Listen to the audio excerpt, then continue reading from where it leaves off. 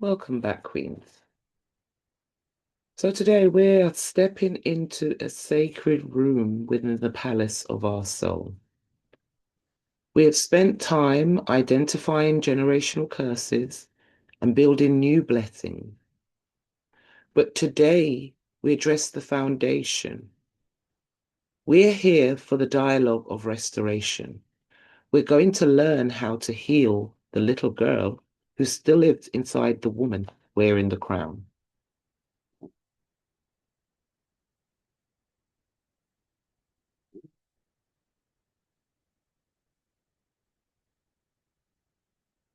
Our spiritual anchor for this session is Psalm 23, verse 3. He restoreth my soul. He leadeth me in the paths of righteousness for his name's sake. Notice the order, Queens. Restoration of the soul is the prerequisite for being led into righteousness. If your soul is fractured by childhood wounds, your leadership as a mother will always be slightly tilted. God wants to restore the foundation so you can be led from wholeness.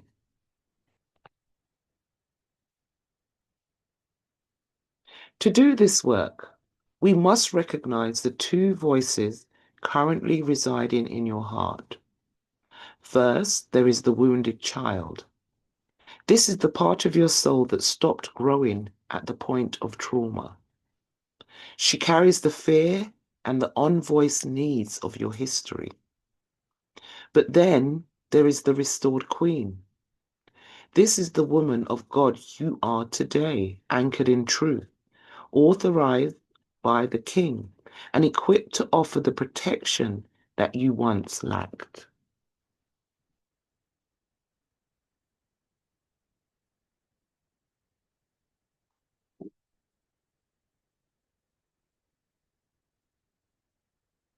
Why are we using a pen and paper today?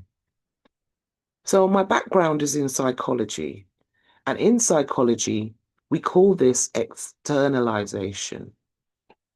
By moving your thoughts from the abstract chaos of your mind onto a physical page, you gain distance.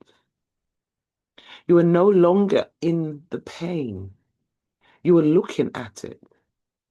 This distance is where compassion grows. Writing allows the queen to speak directly to the shadows of the past without being consumed by them.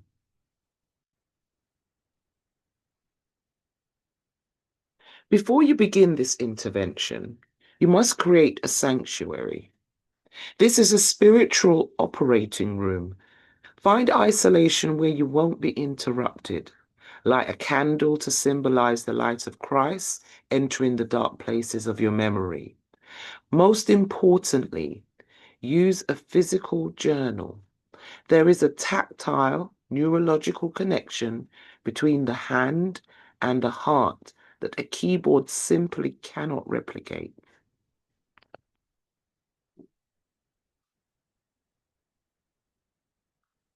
Now the work begins, Queen. I want you to pick up your non-dominant hand, your weak hand. This bypasses the logical adult side of your brain and taps directly into your emotional center. Write a letter from that little girl to the woman you are now. Let her be raw. Let her be messy.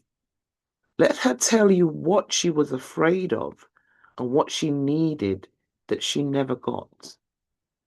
Do not censor the little girl.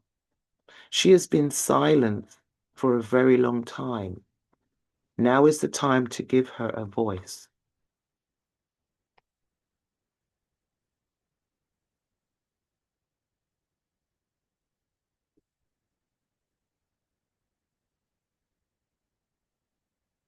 Once she has finished writing her letter, switch back to your dominant hand, the hand of authority.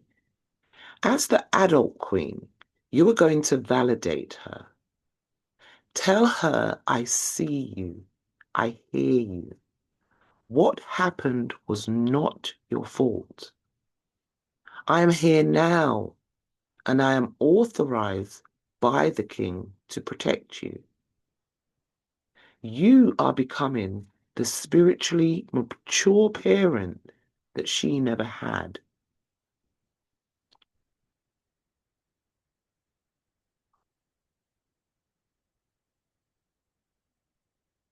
Remember the heart of your father as you do this. Psalm 103, verse 13 and 14 says, like as a father pitieth his children, so the Lord pitieth them that fear him. For he knoweth our frame, he remembereth that we are dust. God is not judging your brokenness, he is pitying it. He remembers the frame of that little girl, and he invites you to view her with that same restorative pity.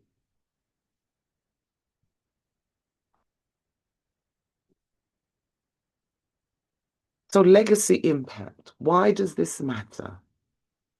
Because every unhealed wound in a mother becomes a blind spot in your parenting. When you heal that little girl, you stop the transfer of trauma to your own daughters. This letter is more than a journal entry. It is a legal divorce from a 1,000-generation cycle. You are ensuring that your daughter never has to recover from her childhood with you.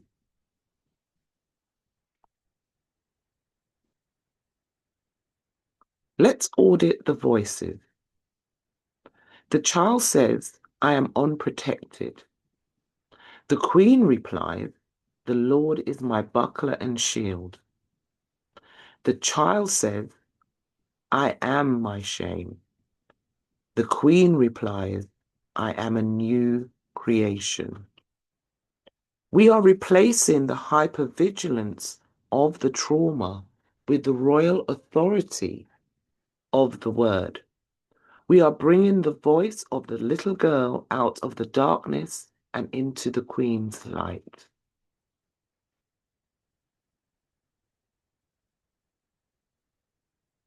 So this is the integration journey.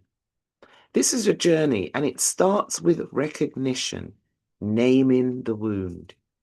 It moves to declaration, which is writing the dialogue, and it ends in integration.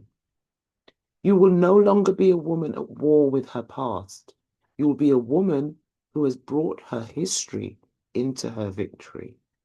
You will lead your household from a place of reintegrated wholeness.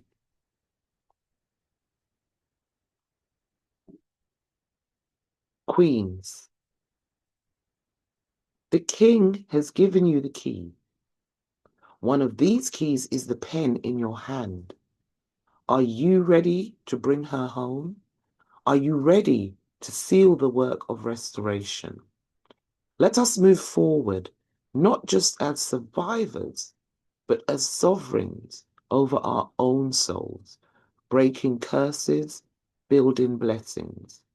Let the dialogue begin. Thank you, Queens, for listening to our podcast today. I wish you a blessed week, and I'll see you next time.